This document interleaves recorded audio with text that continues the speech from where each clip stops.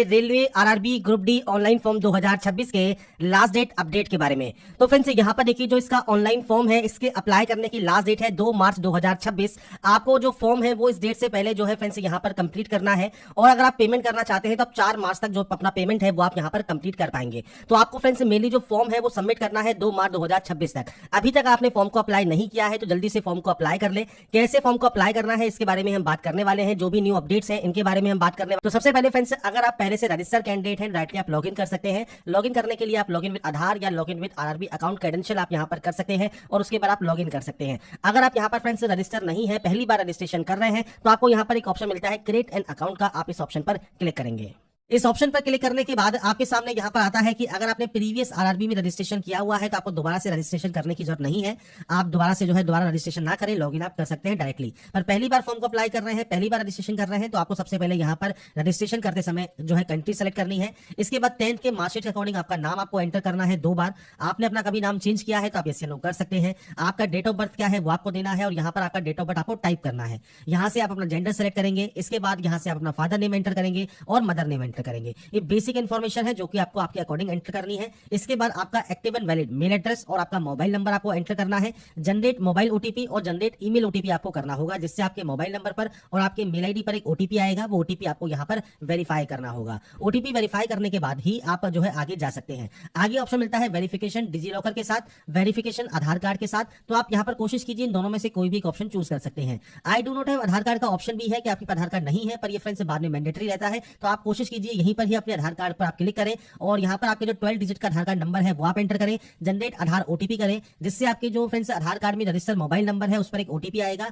वो ओटीपी डालकर आपको यहां पर सिंपली से वेरीफाई करना है। वेरीफाई करने के बाद इसे यहां से कंफर्म करना है। कंफर्म करने के बाद नेक्स्ट ऑप्शन आता है आपके पासवर्ड क्रिएट करने का। तो यहां से अपना एक पासवर्ड आप क्रिएट करेंगे और पासवर्ड कैसा होना चाहिए तो इसके लिए फ्रेंड्स मैं आपको यहाँ पर एक डेमो शो कर देता हूँ। कुछ इस तरह का पासवर्ड आप यहाँ बना सकते हैं जिसमें आप capital letter, small letters, special character और नंबर्स आप यूज करेंगे। पासवर्ड बनाने के बाद इसे कंफर्म करने के बाद I am not a robot पर क्लिक कीजिए और उसके बाद प्रीव्यू कीजिए और अपने अकाउंट को यहाँ पर आप क्रिएट कर लेंगे। जब आपका अकाउंट यहाँ पर क्रिएट हो जाएगा इसके बाद फ्रेंड्स अब आपको लॉगिन करना होगा। लॉगिन करने के लिए तो आप आधार कार्ड से लॉगिन कर सकते हैं या अपने आरआरबी अकाउंट क्रेडेंशियल के साथ लॉगिन कर सकते हैं। तो अपने मोबाइल नंबर एंड पासवर्ड को एंटर कीजिए, आई एम नॉट ए रोबोट पर क्लिक कीजिए और उसके बाद आप यहां से लॉगिन कर सकते हैं। लॉगिन करते ही एक ओटीपी आएगा मोबाइल नंबर पर, वो वेरीफाई करने के बाद आपका जो डैशबोर्ड है वो ओपन हो जाएगा। इसके बाद फ्रेंड्स आप अपने पोर्टल पर लॉगिन हो जाते हैं, डैशबोर्ड पर लॉगिन हो जाते हैं और डैशबोर्ड पर लॉगिन होने के बाद ऑनलाइन एप्लीकेशन वाले ऑप्शन पर आप क्लिक करेंगे और इसके बाद आपके सामने यहाँ पर देखिए जो ऑनगोइंग वैकेंसी है वो आपके सामने यहाँ पर आ जाती है। सबसे पहले आपको आरआरबी का चयन करना है, तो आप यहाँ से जो भी आरआरबी अप्लाई करना चाहे वो आप आरआरबी सेलेक्ट कर सकते हैं। आपको यहाँ पर दोनों ऑप्शंस पर टिक करना है और उसके बाद नेक्स्ट स्टेप पर क्लिक करना है फॉर्म को अप्लाई करने के लिए। इसके बाद फ्रेंड्स आपका देखिए जो नेक्स्ट ऑप्शन है ये ओपन हो जाएगा और यहाँ पर ऑप्शन है मैरिटल स्टेटस का। मैरिटल स्टेटस सेलेक्ट कीजिए, आपका रिलीजन सेलेक्ट कीजिए, मदर टंग कौन सी है वो आप यहाँ से सेलेक्ट कर सकते हैं। आपको देखिए लिस्ट मिल जाती है। इसके बाद आपका चॉइस ऑफ लैंग्वेज, आप किस लैंग्वेज में चाहते हैं अपने एग्जाम को कंडक्ट करना और कोई भी परमानेंट विजिबल मार्क जैसे कोई कट का निशान है, कोई मोल है, कोई बर्न का निशान है आपके चेहरे पर, हाथ पर, पैर पर, आप उसकी जानकारी दे सकते हैं। 2 मार्क्स की आप एंट्री कर सकते हैं, नहीं है तो आप 9 मार्क की एंट्री करेंगे। इसके बाद आता है कम्युनिटी। कम्युनिटी में सबसे पहले आता है जनरल। जनरल में कोई ऑप्शन आपका नहीं आता है। बात करें जनरल से ही आपका ईडब्ल्यूएस कैटेगरी, तो आप इस ऑप्शन को सेलेक्ट कर सकते हैं। आपसे कहता है कि 2 मार्च 2026 से पहले का और 1/4/2025 के बाद का सर्टिफिकेट आपके पास लेटेस्ट होना जरूरी है। तो आपका सर्टिफिकेट नंबर प्रोवाइड करेंगे, आपका जो सर्टिफिकेट है किसने इशू किया है और सर्टिफिकेट इशू डेट क्या है ये आपको देना है। अगर बात करें एससी या एसटी की तो आप या एससी एसटी सेलेक्ट कर सकते हैं। अगर बात करें ओबीसी की तो आप ओबीसी सेलेक्ट कर सकते हैं और ध्यान रखिएगा सेंट्रल गवर्नमेंट का सर्टिफिकेट ही यहाँ पर एलिजिबल माना जाएगा। अब ओबीसी में एक ऑप्शन होता है कि अगर आप क्रीमी लेयर है तो आपको जनरल में काउंट किया जाता है, अगर आप नॉन क्रीमी लेयर है तो नॉन क्रीमी लेयर सेलेक्ट कीजिए। सेम आपका 1 अप्रैल 2025 के बाद का और लास्ट डेट से पहले का सर्टिफिकेट होना जरूरी है। कास्ट का नाम क्या है, कम्युनिटी सर्टिफिकेट नंबर क्या है, इशूइंग अथॉरिटी कौन है, इसके अलावा आपका community certificate date of issue क्या है ये आपको देना होता है। अगर आप एससी एसटी कैंडिडेट है तो आपको यहाँ पर सर्टिफिकेट अपलोड भी करना होगा। सबसे पहले आपको यहाँ पर कास्ट का नाम देना है, कास्ट सर्टिफिकेट नंबर देना है, इशूइंग अथॉरिटी कौन सा है वो आपको यहाँ पर देना होगा आपके सर्टिफिकेट के अकॉर्डिंग, इशूइंग स्टेट कौन सा है वो आपको यहाँ पर सेलेक्ट करना होगा, कम्युनिटी सर्टिफिकेट इशू डेट आपको देना होगा। इसके बाद आता है कि आपको फ्री रेल ट्रेवल पास आपको चाहिए, तो अगर आप यहाँ पर ट्रेवल पास चाहते हैं तो आप यस करेंगे। रेलवे स्टेशन आप यहाँ पर प्रोवाइड करेंगे और आपका जो कास्ट सर्टिफिकेट है वो आपको पीडीएफ फॉर्मेट में आपको अपलोड करना है। तो यहाँ पर फ्रेंड्स ये आपकी कम्युनिटी सर्टिफिकेट से रिलेटेड जानकारी होती है जो कि आप यहाँ प्रोवाइड करेंगे। नीचे आता है एड्रेस ऑप्शन, मैंने सिर्फ डेमो यहाँ पर प्रोवाइड किया हुआ है। आपका स्टेट कौन सा है, डिस्ट्रिक्ट कौन सा है, इसके अलावा एड्रेस क्या है, यहाँ पर आपका नियरेस्ट सिटी कौन सा है, आपका प्रेजेंट सिटी कौन सा है, पिन कोड क्या है, ये बेसिक जानकारी आपको देनी है। अगर आपका प्रेजेंट एड्रेस परमानेंट एड्रेस अलग अलग है तो आप अलग अलग एंट्री कर सकते हैं और अगर ये सेम है तो आप सेम पर एंट्री करके यहाँ से सेव करके नेक्स्ट स्टेप पर जा सकते हैं। इसके बाद फ्रेंड्स यहाँ पर नेक्स्ट ऑप्शन जो आता है वो डिक्लेरेशन का है। अब देखिए फ्रेंड्स, अगर आप पहले फॉर्म को अप्लाई कर चुके हैं तो आपको कोई दिक्कत नहीं है, पर अब जो न्यू कैंडिडेट अप्लाई यहाँ पर कर रहे हैं, जो अभी यहाँ पर अब जो है लास्ट टाइम अप्लाई कर रहे हैं, उनके सामने ये वाला जो बॉक्स है वो आने लगा है, जिसमें कहता है कि आप कंसेंट करते हैं रिफंड करने के लिए बैंक अकाउंट को जो कि आपके आधार कार्ड से लिंक है। आप आई अंडरस्टैंड आई एग्री करेंगे और आपकी बाकी डाटा जो है वो फ्रेंड्स आपकी फैच यहाँ पर कर ली जाती है। इसके बाद फ्रेंड्स यहाँ पर देखिए जो नेक्स्ट ऑप्शन आता है वो आता है अब आपके एक्स सर्विसमैन का। तो आपको यहाँ पर एक्स सर्विसमैन है तो आप यहाँ पर यस कर सकते हैं। आपका फ्रेंड्स यहाँ पर देखिए आर्मी, नेवी, एयरफोर्स किस सर्विस से आप बिलोंग करते हैं, आपकी रैंक क्या है, डेट ऑफ एंट्री क्या है। अगर आप स्टिल वर्किंग है तो आप यहाँ पर यस कर सकते हैं और टेंटेटिव या एक्सपेक्टेड डेट दे सकते हैं। नहीं है तो आप सिंपली नो करेंगे और date of discharge, reason of discharge आपको देना होगा, आपका डिस्चार्ज सर्टिफिकेट नंबर आपको देना होगा और आपने कभी री एम्प्लॉयमेंट ले लिया है एज एक्स सर्विसमैन तो आप यस या नो कर सकते हैं। नहीं है एक्स सर्विसमैन, सिंपली नो कर दीजिए। पीएच कैटेगरी से बिलोंग करते हैं तो टाइप ऑफ डिसेबिलिटी क्या है वो आप सेलेक्ट यहाँ पर कर सकते हैं। सब टाइप ऑफ डिसेबिलिटी क्या है, परसेंटेज ऑफ डिसेबिलिटी क्या है, PH certificate number, PH certificate issue date और आपका यूडीआईडी नंबर आपको यहाँ पर प्रोवाइड करना होगा। अगर आप पीएच कैटेगरी से बिलोंग नहीं करते हैं सिंपली आप यहाँ पर नो कर देंगे। इसके बाद स्क्राइब आपको चाहिए नहीं चाहिए वो जानकारी आप दे सकते हैं। इसके बाद है ईबीसी। अगर आप ईबीसी होल्डर हैं तो आप फीस में छूट चाहते हैं तो आप यस कर सकते हैं। आपको कोई और बेनिफिट नहीं मिलता, यहाँ पर आपको फीस में छूट मिल जाती है। अगर आप यहाँ पर इसमें बिलोंग करते हैं, टाइप ऑफ डॉक्यूमेंट्स में से ईबीसी सर्टिफिकेट आपके पास है या बीपीएल कार्ड है, इज्जत एमएसटी आपके पास इशू किया गया है रेलवे के द्वारा, तो आप ऑप्शन को सेलेक्ट कर सकते हैं। इशूइंग अथॉरिटी क्या है और आपका सर्टिफिकेट जानकारी आपको देना होगा, इससे आपको फीस में छूट यहाँ पर मिल जाती है। नहीं है सिंपली नो कर दीजिए।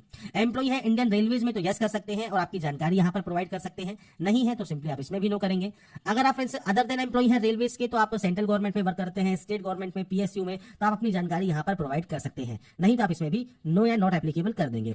अगर आपने रेलवे से अप्रेंटिसशिप किया हुआ है और आप यहाँ पर यस करते हैं तो आपके ट्रेड का नाम, आपकी ट्रेनिंग की डेट कब से कब तक रही है वो जानकारी आप दे सकते हैं। नहीं तो आप इसमें भी नो करेंगे।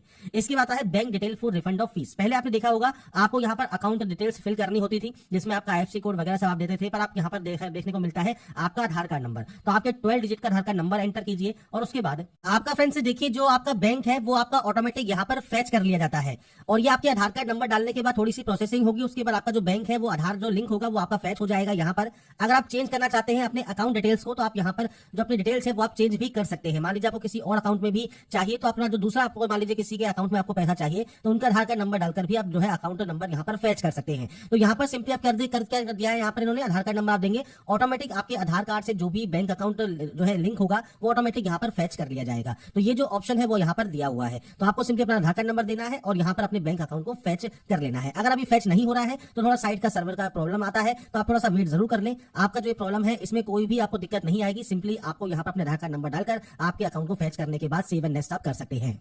इसके बाद फ्रेंड्स नेक्स्ट ऑप्शन आता है आपकी क्वालिफिकेशन का। आप देखिए क्वालिफिकेशन में सबसे पहले यहाँ पर देखिए 10th आपके पास है, एनएससी है, आईटीआई है, 10+2 है, बैचलर डिग्री है, मास्टर डिग्री है, मल्टीपल ऑप्शंस आपको मिलते हैं। सबसे पहले आपको 10th की एंट्री करनी होगी। 10th ऑप्शन को आप सेलेक्ट करेंगे क्योंकि हमने 10th को पहले से ही ऐड किया हुआ है। अगर आपको ये ऐड दिखता है तो आप इस एडिट वाले ऑप्शन पर जा सकते हैं। किस स्टेट से आपके पास क्या है, डिस्ट्रिक्ट कौन सा है, बोर्ड का नाम क्या है, डेट ऑफ पासिंग कौन सा है, आपका रोल नंबर क्या है और सर्टिफिकेट नंबर या सीरियल नंबर आपका क्या है 10th का, वो आप यहाँ पर प्रोवाइड करके इसे अपडेट कर देंगे। ऐसे ही अगर मान लीजिए आपने सिर्फ 10th की हुई है तो आप 10th की एंट्री करने के बाद नेक्स्ट स्टेप पर जा सकते हैं। अगर मान लीजिए आपने आईटीआई से फॉर्म को अप्लाई कर रहे हैं तो आईटीआई में आपको ट्रेड का ऑप्शन मिलेगा, एनी डिसिप्लिन का, स्टेट का ऑप्शन मिलेगा, आपके डिस्ट्रिक्ट का ऑप्शन मिलेगा, इंस्टीट्यूट का नाम, आपका date of passing, certificate NCVT या एससीवीटी अप्रूव्ड है और सर्टिफिकेट टाइप आपका कौन सा है वो आपको सेलेक्ट करना होगा। अगर आपने एनएससी किया हुआ है तो आप एनएससी सेलेक्ट कर सकते हैं, ट्रेड सेलेक्ट करेंगे, सेम आपने किस स्टेट से पास किया है, डिस्ट्रिक्ट कौन सा है, इंस्टीट्यूट क्या है, सेम सर्टिफिकेट नंबर क्या है, सर्टिफिकेट इशूड बाय एनसीवीटी और सर्टिफिकेट टाइप आपको सेलेक्ट करना होगा। तो ये आपके ऊपर डिपेंड करता है आपने क्या क्या हुआ है। आपने केवल 10वीं पास किया है 10वीं पे अप्लाई कर सकते हैं, आईटीआई भी किया है तो आईटीआई से अप्लाई कर सकते हैं, एनएससी किया है तो एनएससी से अप्लाई कर सकते हैं। इसके बाद आप यहाँ पर नेक्स्ट स्टेप पर क्लिक करेंगे। इसके बाद फ्रेंड्स नेक्स्ट ऑप्शन आता है अपलोड डॉक्यूमेंट्स का। तो यहाँ पर फ्रेंड्स आपको देखिए फोटोग्राफ एंड सिग्नेचर अपलोड करने हैं।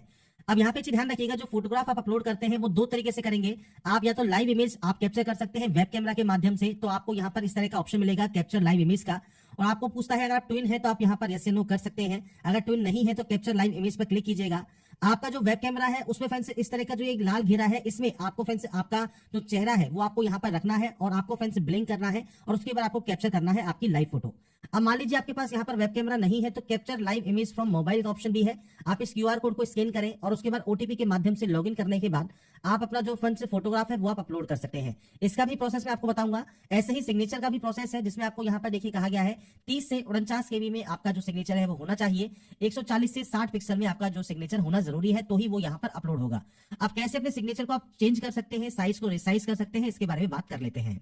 तो सबसे पहले फ्रेंड्स आप गूगल पर imresizer.com पर आप जाइएगा, आप या कोई भी वेबसाइट आप यूज कर सकते हैं, जहां पर अपनी इमेज को सबसे पहले आप सेलेक्ट करें। इमेज को यहाँ पर सेलेक्ट करने के बाद आपको फ्रेंड्स यहाँ पर पिक्सल ही सेलेक्ट करना है। पिक्सल सेट करने के बाद विड्थ और हाइट आपको सेट करनी है। अब यहाँ पर देखिए विड्थ कितनी है, आपकी कही है 140 और हाइट है 60। तो आपको करना क्या है, यहाँ पर विड्थ एंटर करनी है और उसके बाद आपको यहाँ पर हाइट जो है एंटर करना है और उसके बाद आपको जेपीजी या जेपीजी फॉर्मेट में आप इसे यहाँ से डाउनलोड कर सकते हैं। इसके आपकी जो इमेज है वो डाउनलोड इमेज यहाँ पर हो जाएगी, पर जो ये इमेज डाउनलोड होगी उसका साइज रहेगा केवल 2 KB। अब 2 KB में आप इसे अपलोड नहीं कर सकते, तो आपको करना क्या है, आपको फ्रेंड्स यहाँ पर देखिए PI7 की जो इमेज टूल है इस पर आप जा सकते हैं और इसमें फ्रेंड्स आप क्लिक करेंगे। इस वेबसाइट पर आपको मल्टीपल जो ऑप्शंस है वो आपको यहाँ पर मिल जाएंगे। आप यहाँ पर देखिए रिसाइज कर सकते हैं, सिग्नेचर को रिड्यूस कर सकते हैं, इमेज साइज को इंक्रीज कर सकते हैं, इमेज साइज को। तो हमको यहाँ पर इमेज को इंक्रीज करना है, सेलेक्ट इमेज पर हम जाएंगे और उसके बाद फ्रेंड्स हमारी जो एक्चुअल फाइल है 2 KB की, हम इसे सेलेक्ट कर लेंगे। अब यहाँ पर देखिए आपसे कहा गया है 30 से 49 KB में आपको जो चाहिए इमेज, तो आप यहाँ पर देखिए जो वैल्यू है वो आप पुट कर सकते हैं। जैसे मैं यहाँ पर 45 KB कर देता हूँ, इंक्रीज साइज पर हम क्लिक करेंगे और हमारा जो फ्रेंड्स इमेज है वो इंक्रीज हो जाएगा, उसका साइज जो भी हमको चाहिए। और जब ये इंक्रीज हो जाएगा इसके बाद हम अपनी फाइल को डाउनलोड कर सकते हैं। अब यहाँ पर देखिए हमने 45 KB में इसे डाउनलोड कर लिया है और हमारा रिक्वायरमेंट भी यहाँ पर 30 से 49 KB है। ब्राउज पर क्लिक कीजिए और उसके बाद फ्रेंड्स देखिए मैंने यहाँ पर अभी फाइल का नेम जो है वो चेंज नहीं किया है, क्योंकि हमने imresizer वाली वेबसाइट यूज किया था और एक PI7 वाला यूज किया था। तो मैं आपको ये शो कर रहा हूँ कि हम वही फाइल यहाँ पर अपलोड कर रहे हैं जिसको हमने अभी रिसाइज किया था और PI7 से उसका साइज बढ़ाया था। ये फ्रेंड्स यहाँ पर फाइल आपको जो रीनेम है वो आपको सबसे पहले कर लेना है। आप सिग्नेचर साइन जो भी नाम रखना चाहे वो रख लीजिएगा। मैं सिर्फ आपको यहाँ पर दिखाने के लिए बता रहा हूँ कि हमने वही फाइल यहाँ पर जो है यूज की है जिसको हमने रिसाइज किया है। इसके हम इस ग्रीन टिक पर क्लिक कर देंगे। इसके बाद देखिए फ्रेंड्स हमारा सिग्नेचर यहाँ पर अपलोड हो गया है, वही फाइल हमने अपलोड की थी तो वो सिग्नेचर हमारा यहाँ पर आ गया है। इसके बाद फ्रेंड्स अब हम बात करते हैं कैसे अब आपको यहाँ पर आपका जो फ्रेंड्स जो आपका लाइव इमेज है मोबाइल से वो आपको अपलोड करना है। तो सबसे पहले कैप्चर लाइव इमेज वाले ऑप्शन पर क्लिक कीजिए। आपके मोबाइल से सबसे पहले इस QR कोड को स्कैन कीजिए। इसके बाद फ्रेंड्स आपके मोबाइल पर आपका जो फ्रेंड्स डैशबोर्ड है वो आप लॉगिन कर लेंगे। जब आप OTP से वेरीफाई कर लेंगे तो आपके सामने कुछ इस तरह का इंटरफेस आ जाएगा, जहां पर आपको अलाउ करना होगा कैमरा को, और कैमरा को अलाउ करने के बाद आप अपना कैमरा यूज कर सकते हैं। इसके बाद फ्रेंड्स यहाँ पर देखिए आपको नीचे कैप्चर लाइव इमेज का ऑप्शन मिलेगा, आप इस ऑप्शन पर क्लिक करेंगे और इसके बाद आपसे कहेगा यहाँ पर आपको क्या करना है क्या नहीं करना है, उसकी सब जानकारी आपको दी गई है। डू एंड डोंट्स आपको दिए गए हैं। कैप्चर लाइव इमेज पर क्लिक कीजिए और उसके बाद पूछता है कि आप क्या जुड़वा है नहीं है, तो आपको ये जानकारी देनी है और उसके बाद कैप्चर लाइव इमेज पर क्लिक करना है। इसके बाद फ्रेंड्स आपके सामने सेम आपका जो एक लाल रंग का घेरा है वो आपके सामने आएगा। आपको सेंटर में रखना है आपका फेस और उसके बाद की जो लाइव फोटो है वो आपको यहाँ से कैप्चर कर लेनी है। इसके बाद फ्रेंड्स हमारी देखिए लाइव फोटो भी हमने कैप्चर कर ली है, सिग्नेचर भी हमने यहाँ पर अपलोड कर दिया है और इसके बाद हम आई हैव अपलोडेड वाले ऑप्शन पर क्लिक करेंगे, यहाँ से सेव करेंगे और उसके बाद नेक्स्ट स्टेप पर क्लिक करेंगे। नेक्स्ट स्टेप पर आने के बाद अब हमारे सामने आती है एलिजिबल पोस्ट या जोन। तो यहाँ पर देखिए आपके सामने जितने भी पोस्ट आ रही है, जोन आ रही है, ये कैसे आ रहे हैं, तो आपने जो भी डिटेल्स यहाँ पर फिल की है उनके अकॉर्डिंग ऑटोमेटिक आपके सामने यहाँ पर ऑप्शंस आ जाएंगे। अब आपको यहाँ पर सेलेक्ट करना है आप किस पोस्ट को प्रेफरेंस यहाँ पर सबसे पहले देना चाहते हैं। तो ये आपके अकॉर्डिंग डिपेंड करेगा, आप यहाँ पर जो भी प्रेफरेंस देना चाहें वो आप अपने अकॉर्डिंग यहाँ पर दे सकते हैं। मैं सिर्फ यहाँ पर डेमो शो कर रहा हूँ, आपके अकॉर्डिंग जितने भी order of preference eligible post का आप देना चाहे वो आप दे देंगे। इसके बाद फ्रेंड्स यहाँ पर देखिए अब आपको यहाँ पर देखिए सबसे पहले I have exercise and check my order of post preference वाले ऑप्शन पर आपको क्लिक करना है। इसके बाद यहाँ से डाटा को डिक्लेयर करना है, प्लेस का नाम लिखना है जहां से अभी आप इस फॉर्म को अप्लाई कर रहे हैं और इसके बाद फ्रेंड्स आपको यहाँ से इस ऑप्शन को सेव करना है। यहाँ से इस डाटा को सेव करने के बाद आपकी पोस्ट प्रेफरेंस सेव हो जाएगी और उसके बाद आप यहाँ से प्रीव्यू एप्लीकेशन कर सकते हैं। प्रीव्यू एप्लीकेशन करने के बाद अब यहाँ पर देखिए अगर आपको लगता है कोई गलती आपसे हो गई है तो आप उस गलती को एडिट कर सकते हैं, आपको एडिट का ऑप्शन मिल जाता है।